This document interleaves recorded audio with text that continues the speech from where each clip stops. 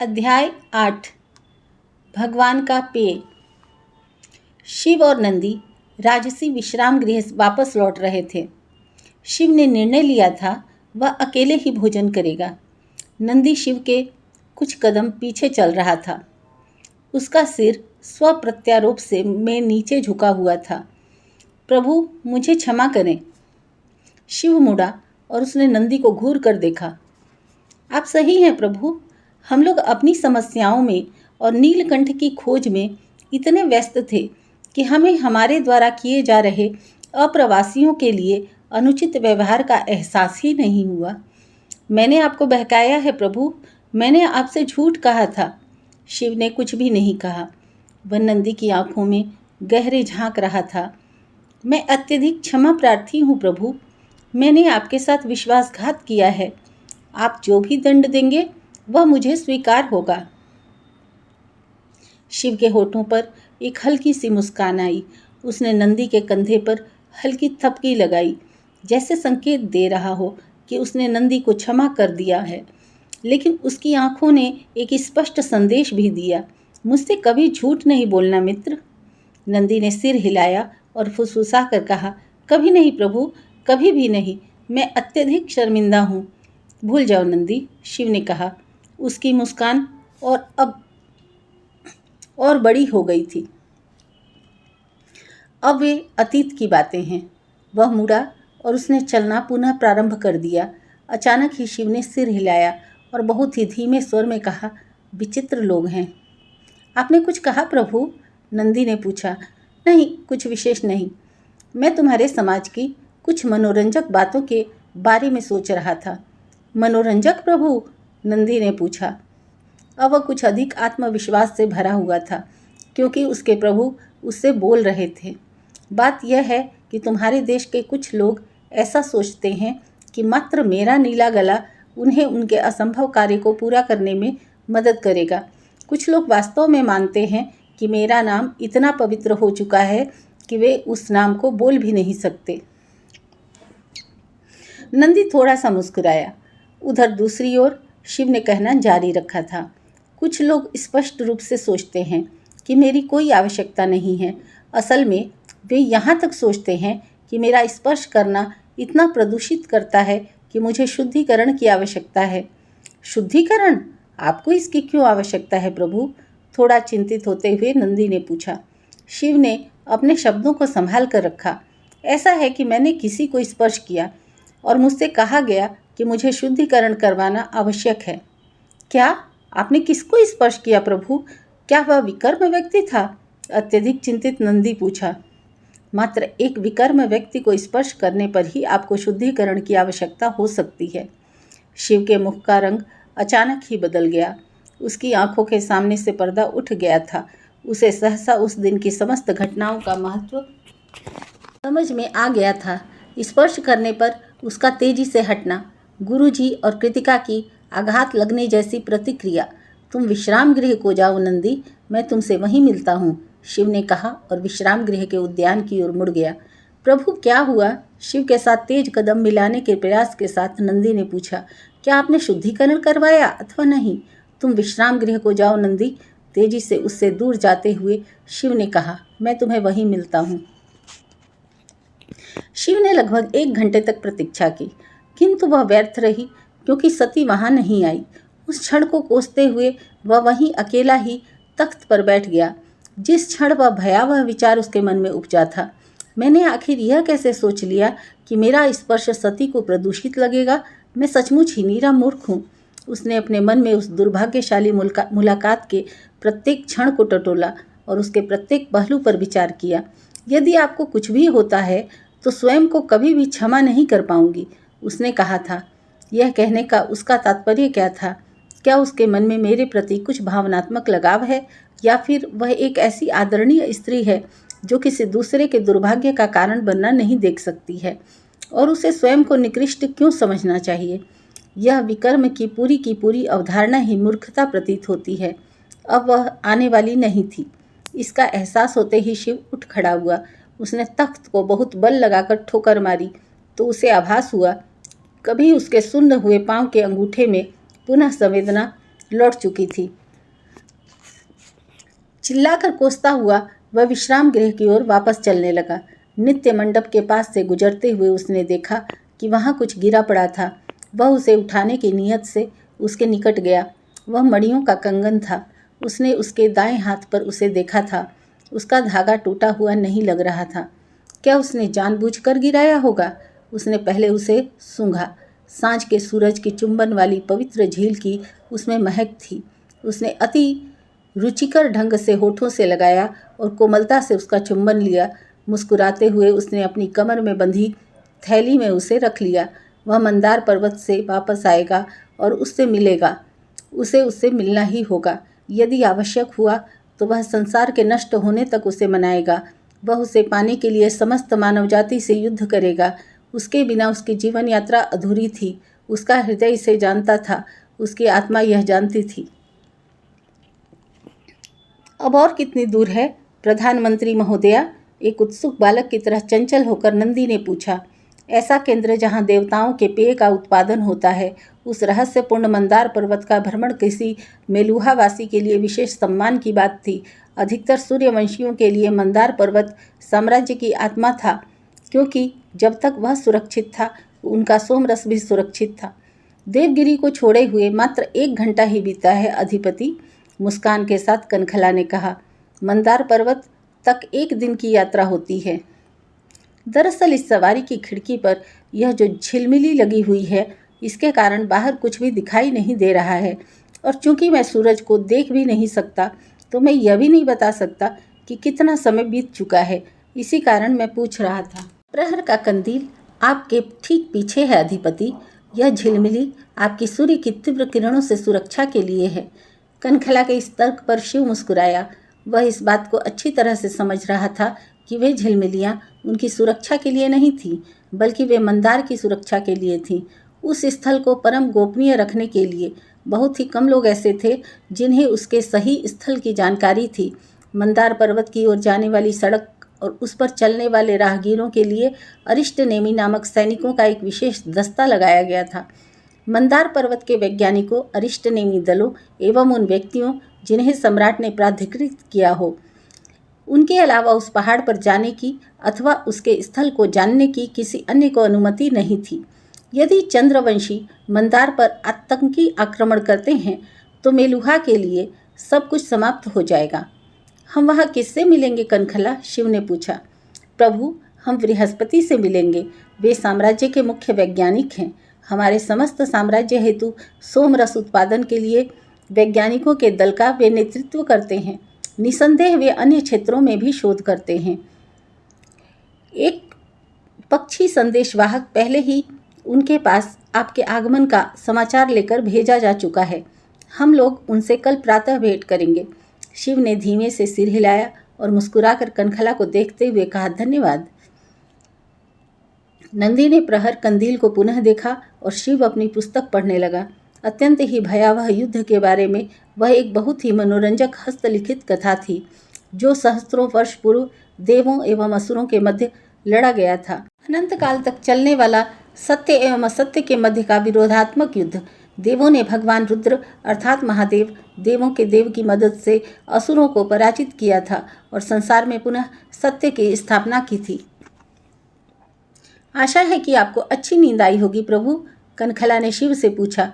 अब शिव एवं नंदी बृहस्पति के कार्यालय के पहुँचे थे। यह प्रथम प्रहर के अंतिम घंटे का प्रारंभ था। मंदार पर्वत पर दिन का प्रारंभ अति शीघ्रता से हो चुका था। हाँ, अच्छी नींद आई, शिव ने कहा, किंतु एक लयात्मक ध्वनि रात भर सुनाई पड़ रही थी। कनखला मुस्कुराई, किंतु उसने कुछ कहा नहीं। उसने अपना सिर झुकाया और द्वार खोलकर शिव को बृहस्पति के कार्यालय में प्रवेश करने दिया। शिव अंदर गया और उसके पीछे कनखला एवं नंदी भी अंदर प्रवेश कर गए। बृहस्पति के उस विशाल कार्यालय में तख्तों पर विचित्र प्रकार के उपकरण व्यवस्थित ढंग से रखे हुए थे, जो अलग अलग ऊंचाइयों में थे। ताड़पत्र पर लिखा हुआ विवरण प्रत्येक उपकरण की बगल में रखा हुआ था, जहाँ स्पष्ट रूप से कुछ शोध हुए थे। कमरा नियंत्रित रूप से नीले रंग में रंगा हुआ था। एक किनारे पर एक विशाल खिड़की थी, जिसमें से पर्वत की तलहटी में बसे उस सघन वन का असाधारण दृश्य दिखाई पड़ रहा था। कमरे के मध्य में बहुत ही साधारण कम ऊंचाई की पीढ़ियों को वर्गाकार रूप में व्यवस्थित किया गया था। वह एक अल्पव्ययी कमरा था, जहाँ प्रत्येक स्थल पर सरलता एवं कलात्मकता का आयोजन कर रही थी। बृहस्पति कमरे के मध्य में हाथ जोड़कर नमस्ते की मुद्रा में खड़ा हुआ था। वह शिव से बहुत ही छोटा, एक मध्यम ऊंचाई का था। गेहुए रंग की त्वचा, गहरी आंखें और सुंदर श्रृंगार की गई दाढ़ी बृहस्पति को एक अलग ही व्यक्तित्व प्रदान कर रही थी। सिवाय चोटी के पूरी तरह से मुंडित सिर और प्रशांत भाव वाला मुख उसे एक बुद्धिजीवी व्यक्तित्व बता रहा था। उसका शरीर थोड़ा स्थूल था। उसके चौड़े कंधे और बेलनाकार सीना इस बात की उद्घोषणा कर रहे थे कि उसने थोड़ी भी कसरत नहीं की थी। किंतु बृहस्पति का शरीर उसकी बुद्धि का वाहन था, न कि क्षत्रियों अथवा योद्धाओं का मंदिर। बृहस्पति ने लाक्षणिक रूप से एक श्वेत धोती पहन रखी थी और अंगवस्त्रम कंधे पर ढीला रखा हुआ था। उसने जनेऊ भी लाक्षणिक रूप से धारण कर रखा था। आप कैसी हैं कनखला? बृहस्पति ने पूछा। बहुत समय से आपको देखा नहीं। जी हाँ बृहस्पति, कनखला ने नीचे झुकते हुए नमस्ते करते हुए कहा। शिव ने देखा कि बृहस्पति ने जो दूसरा बाजूबंद पहन रखा था उस पर हंस का प्रतीक चिन्ह बना हुआ था। ब्राह्मणों में यह बहुत ही उत्तम जाति वर्ग माना जाता था। ये प्रभु शिव हैं, कनखला ने शिव की ओर संकेत करके कहा। मात्र शिव से काम चल जाएगा? धन्यवाद, शिव ने नम्रता से बृहस्पति को नमस्ते करते हुए कहा। फिर ठीक है, केवल शिव ही रहेगा। और आप कौन हैं? नंदी की ओर मुड़कर बृहस्पति ने पूछा। ये अधिपति नंदी हैं, कनखला ने उत्तर दिया। प्रभु शिव के सहायक, मुझे आपसे मिलकर प्रसन्नता हुई अधिपति। शिव की ओर मुड़ने से पूर्व बृहस्पति ने कहा, मैं असभ्यता नहीं कर रहा, किंतु क्या संभव है कि मैं आपका गला देख सकूं? शिव ने सहमति में सिर हिलाया। उसने जब अपना गुलूबंद हटाया तो बृहस्पति उसके निकट गले का परीक्षण करने के लिए आया। जब उसने शिव के गले से चमकीला नीला रंग प्रस्फुटित होते देखा तो उसके चेहरे की मुस्कुराहट अदृश्य हो गई। बृहस्पति कुछ समय के लिए मूक हो गया। धीमे धीमे अपनी चेतना प्राप्त कर वह कनखला की ओर मुड़ा और बोला, यह छल नहीं है, रंग अंदर से प्रस्फुटित हो रहा है। यह कैसे संभव है? इसका अर्थ है कि जी हाँ, कनखला ने ऐसी प्रसन्नता के साथ धीमे स्वर में कहा जो उसके अंतर मन से निकल रही थी। इसका अर्थ है कि नीलकंठ आ गए हैं, हमारे मुक्तिदाता, हमारे रक्षक। सच तो यह है कि मुझे नहीं पता कि मैं रक्षक हूँ अथवा नहीं। अपने गले में गुलूबंद को पुनः बांधते हुए असहज शिव ने कहा, लेकिन मैं आपके इस सुंदर साम्राज्य की मदद करने का पूरा प्रयत्न अवश्य ही करूँगा। असल में यही कारण है कि मैं आपके पास यहाँ आया हूँ। मुझे ऐसा एहसास हो रहा है कि यह महत्वपूर्ण है कि मैं जान सकूँ कि सोमरस कैसे काम करता है। ऐसा प्रतीत हो रहा था कि बृहस्पति अभी भी आंखें चौंधिया जाने वाली स्थिति में था। वह शिव को निरंतर देख रहा था, लेकिन उसका ध्यान कहीं और था। ऐसा प्रतीत हो रहा था कि वह उन परिस्थितियों के परिणामों के बारे में विचार कर रहा था जो नीलकंठ के आगमन के बाद होने वाले थे। बृहस्पति कनखला ने मुख्य वैज्ञानिक को वहाँ वर्तमान में लाने के प्रयत्न के साथ पुकारा। क्या आप बता सकते हैं कि यह सोमरस कैसे काम करता है? बृहस्पति शिव ने पुनः पूछा।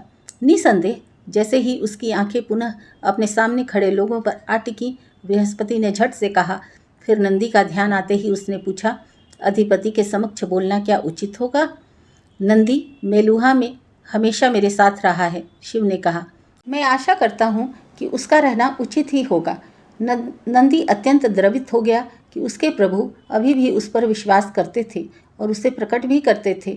नंदी ने पुनः प्रतिज्ञा की कि चाहे उसके प्राण चले जाएं, वह प्रभु से कभी भी असत्य नहीं बोलेगा। आप जो भी कहें शिव, गर्मजोशी से मुस्कुराते हुए बृहस्पति ने कहा। शिव ने महसूस किया कि बृहस्पति में अधीनता नहीं थी और न ही उसे नीलकंठ की खोज पर अत्यधिक अंतर पड़ा था। पर्वतेश्वर की तरह ही बृहस्पति ने भी उसे शिव नाम लेकर ही संबोधित किया था, न कि प्रभु। यद्यपि शिव ने महसूस किया कि जबकि पर्वतेश्वर का रुख अविश्वासी चिड़चिड़ेपन से चालित था, वहीं बृहस्पति का रुख एक आत्मविश्वासी भद्रता से चालित था। धन्यवाद, शिव मुस्कुराया। तो यह सोमरस कैसे काम करता है? मंदार पर्वत की ओर जाने वाले मार्ग पर राजशाही सवारी धीरे धीरे आगे बढ़ रही थी। 160 अश्वारोहियों का मार्गदर्शक दल 4 पंक्तियों में 5 राजसी सवारियों से के पहले चल रहा था। साथ ही 160 अश्वारोही दल उनके पीछे भी उसी प्रकार की बनावट में चल रहा था। अगल बगल दोनों ओर 40 सिपाहियों का पहरा चल रहा था। प्रत्येक बग्घी पर 10 सैनिक एवं 4 नौकरानियां भी चल रही थीं। ये सैनिक प्रसिद्ध अरिष्टनेमी थे, जो समस्त भारतवर्ष में सबसे अधिक भयभीत करने वाली नागरिक सेना थी। पांचों बग्घियां ठोस लकड़ी की बनी हुई थीं, जिनमें कोई खिड़की नहीं थी। केवल ऊपर की ओर निकली हुई दरार हवा के लिए बनी हुई थी। चालक के ठीक पीछे जाफरी लगी हुई थी, ताकि हवा एवं प्रकाश अंदर आ सके और यदि आक्रमण होता है तो उसे तुरंत बंद किया जा सके। सभी बग्घियां एक प्रकार की माप वाली एवं देखने में एक रूप वाली थीं, जिससे यह अनुमान लगाना कठिन था कि राजसी परिवार किस बग्घी में ले जाया जा रहा था। यदि किसी के पास ऐसी दिव्य दृष्टि थी कि वह वो चीज़ें भी देख सकता था जिन्हें एक आम आदमी की आंखें नहीं देख सकती थी, तो इस बात का संज्ञान ले सकता था कि पहली, तीसरी एवं चौथी बग्घियां खाली थीं। दूसरी बग्घी में राजसी परिवार के लोग थे, दक्ष, उसकी पत्नी वीरिनी और उनकी पुत्री सती। अंतिम बग्घी में पर्वतेश्वर एवं उसके कुछ महत्वपूर्ण सेनापति थे। पिताजी, मुझे अभी भी समझ में नहीं आ रहा है कि आप मुझे पूजा में ले जाने का हठ क्यों कर रहे हैं। मुझे तो मुख्य पूजा में सम्मिलित होने की भी अनुमति नहीं है, सती ने पूछा।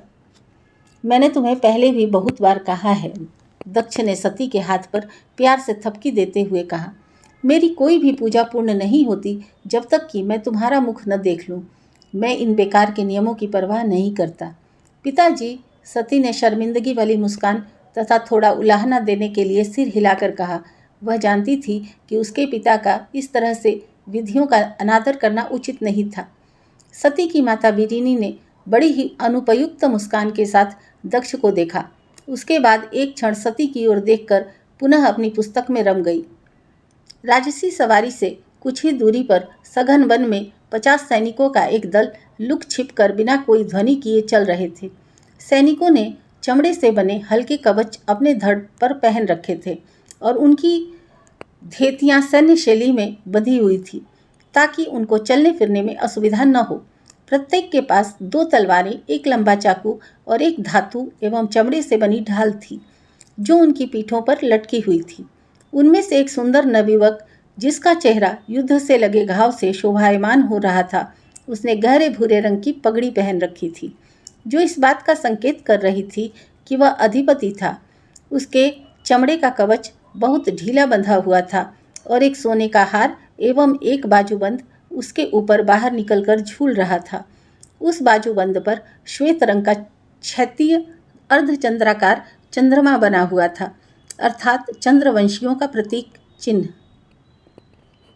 उसके बगल में एक दैत्याकार व्यक्ति चल रहा था, जो सिर से पांव तक लबादे से ढका हुआ था। एक सांप के फणदार सिर जैसा आकार उस लबादे पर सिर पर सिला हुआ था, जबकि उसका चेहरा काले मुखौटे से ढका हुआ था। उसकी शक्तिशाली बाहों एवं भावहीन बादाम जैसी दिखने वाली आंखों के अलावा उसका और कोई अंग नहीं दिख रहा था। उसके दाएं हाथ की कलाई पर चमड़े का बना हुआ कड़ा बंधा हुआ था, जिस पर कढ़ाई किया हुआ नागों वाले ओम का प्रतीक चिन्ह बना था। उस फणदार लबादे वाले व्यक्ति ने अधिपति की ओर बिना मुड़े कहा, विश्वद्युम्न, तुम्हारा प्रतीक चिन्ह दिख रहा है, उसे अंदर कर लो और अपने कवच को कस लो। लज्जित विश्वद्युम्न ने तत्काल ही अपना हाथ अंदर कर लिया और अपने कंधे की बगल में लगी डोरियों को खींचकर सीने पर लगे कवच को कस लिया। स्वामी, क्षमा कीजिए, विश्वद्युम्न ने कहा। कदाचित हमें आगे बढ़कर देख लेना चाहिए कि यह मंदार पर्वत की ओर जाने वाला मार्ग है अथवा नहीं। एक बार जब हम यह जान जाएंगे तो हमें निश्चित हो जाएगा कि हमारा गुप्तचर सही था। मुझे पूरा विश्वास है कि हम वापस लौटकर तब उसका अपहरण कर सकते हैं। हम लोग वैसे भी संख्या में बहुत कम हैं। हम इस समय कुछ भी जोखिम नहीं उठा सकते। उस फणदार लबादे वाले व्यक्ति ने शांति से उत्तर दिया, विश्वद्युम्न, क्या मैंने आक्रमण का आदेश दिया है? तब कहाँ से हमारी संख्या कम होने की बात आती है? और हम लोग मंदार पर्वत की दिशा में जा रहे हैं। कुछ घंटों का विलंब आसमान नहीं गिरा देगा। अभी के लिए हमें केवल इनका पीछा करना है। विश्वद्युम्न ने मुंह का सारा थूक निगल लिया। वह अपने स्वामी के विचारों का विरोध करने से अधिक कुछ भी घृणा नहीं करता था। आखिरकार वे उसके स्वामी ही थे जिन्होंने ऐसे बिरले सूर्यवंशी की खोज की थी जो उनके उद्देश्यों के लिए सहानुभूति रखता था। यह भेदन उन्हें जड़ से उखाड़ फेंकने को संभव करेगा और मेलुहा की आत्मा को नष्ट करेगा। उसने धीरे से कहा, लेकिन स्वामी, आपको पता ही है कि रानी को विलंब पसंद नहीं है। लोगों के मध्य अशांति फैलने की स्थिति बनती जा रही है। उसने संभवतः ध्यान केंद्रण समाप्त होता जा रहा है। फणदार लवादे वाला व्यक्ति तेजी से मुड़ा। उसका शरीर क्रोध को दर्शा रहा था, लेकिन उसका स्वर शांत था। मैं अपना ध्यान केंद्रण नहीं खो रहा हूँ। यदि तुम जाना चाहते हो तो जा सकते हो। तुम्हें तुम्हारा धन मिल जाएगा। यदि मुझे करना पड़ा तो मैं अकेला ही कर लूँगा। अपने नेता की यह दुर्लभ भावना देखकर स्तब्ध विश्वद्युम्न ने तुरंत ही अपनी बात बदल दी। नहीं स्वामी, मैं वह नहीं कह रहा था। मुझे क्षमा करें। मैं आपके साथ तब तक रहूँगा जब तक कि आप मुझे जाने के लिए नहीं कहते। जब हमने शताब्दियों तक प्रतीक्षा की है तो कुछ घंटे से कुछ अंतर नहीं पड़ेगा। पलटन राजसी सवारी का पीछा करती रही। अवधारणात्मक स्तर पर सोमरस कैसे कार्य करता है वह बहुत ही सरल है, बृहस्पति ने कहा। जो लगभग असंभव कार्य था वह था इस अवधारणा को मूर्त रूप देना। यह भगवान ब्रह्मा की प्रतिभा थी। जय श्री ब्रह्मा, जय श्री ब्रह्मा, शिव, कनखला और नंदी ने एक साथ कहा। इससे पहले कि हम यह समझें कि कैसे यह औषधि बढ़ती आयु की प्रक्रिया को नाटकीय ढंग से धीमा कर देती है, उससे पहले हमें यह समझना होगा कि हमें जीवित क्या रखता है। बृहस्पति ने कहा, एक मौलिक वस्तु है जिसके बिना हम में से कोई भी जीवित नहीं रह सकता है। शिव ने बृहस्पति को इसकी व्याख्या करने की आशा में देखा, और वह मौलिक वस्तु है ऊर्जा। बृहस्पति ने व्याख्या की, जब हम चलते हैं, बातचीत करते हैं, सोचते हैं, अर्थात जब हम वो कुछ भी करते हैं जिससे हमें जीवित कहा जाता है, तो हम ऊर्जा का उपयोग करते हैं। हमारे लोगों के बीच में भी इसी प्रकार की अवधारणा है। शिव ने कहा, अंतर केवल इतना है कि हम उसे शक्ति कहते हैं। शक्ति? आश्चर्यचकित बृहस्पति ने कहा, मनोरंजक। यह शब्द कई शताब्दियों से ऊर्जा को बताने के लिए प्रयुक्त नहीं हुआ है। यह पांड्य लोगों का शब्द था जो भारतवर्ष के सभी लोगों के पूर्वज थे। क्या आपको पता है कि आपका कबीला कहाँ से आया है, उनका वंश क्या है? मैं इसके बारे में कुछ निश्चित नहीं बता सकता, लेकिन मेरे कबीले में एक वृद्ध महिला है जिसका दावा है कि उसे हमारे इतिहास की पूरी जानकारी है। जब वह देवगिरी आती है तो संभवतः हमें उससे पूछना चाहिए। संभवतः हमें ऐसा करना चाहिए। बृहस्पति मुस्कुराया। चलिए पुनः हम अपनी चर्चा पर वापस लौटते हैं कि हमारा शरीर बिना ऊर्जा के कुछ भी नहीं कर सकता। तो यह ऊर्जा कहाँ से आती है? जो हम भोजन करते हैं उससे, नंदी ने भीरुता से सुझाव दिया। अंततः उसे इतने महत्वपूर्ण व्यक्तियों के मध्य बोलने का आत्मविश्वास आता जा रहा था। बिल्कुल ठीक। जो भोजन हम करते हैं वह ऊर्जा का संचयन करता है जिसे बाद में हम उपयोग कर सकते हैं। इसी कारण से जब हम भोजन नहीं करते हैं तो हम दुर्बलता महसूस करते हैं। हालांकि मात्र भोजन करने से ही हम ऊर्जा प्राप्त नहीं करते हैं। हमारे शरीर के अंदर किसी वस्तु द्वारा उसे संचालित करना होता है ताकि हम उसका उचित उपयोग कर सकें। बिल्कुल सही, शिव ने सहमति दी। भोजन को ऊर्जा में बदलने का कार्य हवा करती है जिससे हम श्वास लेते हैं। बृहस्पति ने कहना जारी रखा था, हवा में बहुत प्रकार के गैस होते हैं। उनमें से एक को प्राणवायु ऑक्सीजन कहा जाता है जो हमारे भोजन के साथ प्रतिक्रिया करके ऊर्जा मुक्त करता है। यदि हमें प्राणवायु प्राप्त न हो तो हमारा शरीर ऊर्जा की कमी से भूखाग्रस्त, क्षुधा कातर हो जाएगा और हमारी मृत्यु हो जाएगी। लेकिन यह तो वह प्रक्रिया है जो हमें जीवित रखती है, शिव ने कहा। इससे औषधि का क्या लेना देना है? औषधि को तो उन कारणों के लिए काम करना है जो बुढ़ापा, कमजोरी एवं मृत्यु को लाता है। बृहस्पति मुस्कुराया। जो मैंने आपको बताया उसका आपके वृद्ध होने से अवश्य कुछ लेना देना है, क्योंकि ऐसा प्रतीत होता है कि प्रकृति में संवेदना है। वही वस्तु जो हमें जीवित रखती है, हमें वृद्ध बनाने एवं अंततः मृत्यु तक ले जाने का कारण बनती है। जब प्राणवायु भोजन के साथ प्रतिक्रिया करके ऊर्जा को मुक्त करती है तो साथ ही यह जागरणकर्ता नामक स्वतंत्र स्वच्छंद तत्व भी मुक्त होता है। ये जागरणकर्ता विषाक्त भी होते हैं। जब आप किसी फल को बाहर रखते हैं और वह खराब हो जाता है तो इसका कारण यह है कि उसका जारण हो चुका है अथवा जारणकर्ता ने उसके साथ प्रतिक्रिया करके उसे सड़ा दिया है। इसी प्रकार की जारण प्रक्रिया धातुओं के क्षयीकरण, जंग लगने का भी कारण बनती है। यह उस नई धातु के साथ विशेष रूप से होता है जिसका हमने आविष्कार किया है। लोहा, प्राणवायु हमारे भोजन को ऊर्जा में परिवर्तित करती है, किंतु साथ ही यह हमारे शरीर में जागरणकर्ताओं की भी मुक्ति करती है। जो हमारे अंदर प्रतिक्रिया करने लगता है, हम अंदर से ही जंग रोधित हो जाते हैं और इसी कारण वृद्धावस्था और मृत्यु को प्राप्त होते हैं। अग्निदेव भला करें, नंदी आश्चर्य में बोला। वही वस्तु जो हमें जीवन देती है, वही धीमे धीमे हमें मृत्यु भी देती है। हाँ, बृहस्पति ने कहा, इसके बारे में थोड़ा विचार करें। हमारा शरीर उन सभी वस्तुओं का भंडारण करता है जिनकी उसे बाहरी जगत से उत्तरजीविता के लिए आवश्यकता होती है। वह पर्याप्त भोजन संचित करता है ताकि यदि आप कुछ दिनों तक भोजन नहीं भी करते हैं तो आपकी मृत्यु नहीं होती है। वह जल भी पर्याप्त मात्रा में भंडार करता है ताकि कुछ दिनों की प्यास से आपकी मृत्यु नहीं होती है। यह तार्किक भी प्रतीत होता है। क्या मैं सच कह रहा हूँ? यदि आपके शरीर को किसी वस्तु की आवश्यकता होती है तो यह कुछ न कुछ इस हेतु भी रखा करता है ताकि इस कमी की पूर्ति कर सके। बिल्कुल, शिव सहमत हुआ। उधर दूसरी ओर शरीर पर्याप्त प्राणवायु का भंडारण कुछ मिनटों से अधिक देर तक नहीं करता है, जो हमें जीवित रखने के लिए सबसे अधिक महत्वपूर्ण तत्व है। इसका अर्थ समझना कठिन है। इसकी एकमात्र व्याख्या यही हो सकती है कि शरीर इस प्राणवायु की सुध को विष के समान भी समझता है, अतः इसका भंडारण हानिकारक हो सकता है। तो फिर भगवान ब्रह्मा ने क्या किया? शिव ने पूछा। बहुत शोध करने के पश्चात भगवान ब्रह्मा ने सोमरस का आविष्कार किया, जिसका पान करने पर यह जागरणकर्ता से प्रतिक्रिया करता है, उसे सोख लेता है और स्वेद तथा मूत्र के जरिए शरीर से बाहर निकाल देता है। इस सोमरस के कारण शरीर में जागरणकर्ता नहीं रह पाता है। क्या इसी कारण जब सोमरस पीने के बाद पहली बार पसीना निकलता है तो वह विषाक्त होता है?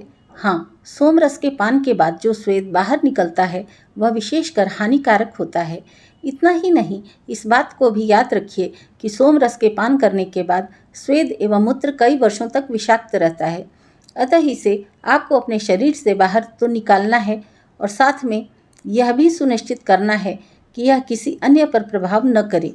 अच्छा, तो इसी कारण से मेलुहावासी स्वास्थ्य विज्ञान में आसक्त हैं।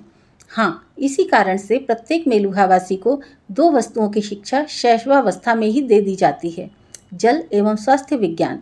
जल उन सभी बहिस्रावियों का सबसे अच्छा सोखता है जो सोमरस सृजन करता है और विष का उत्सर्जन करता है।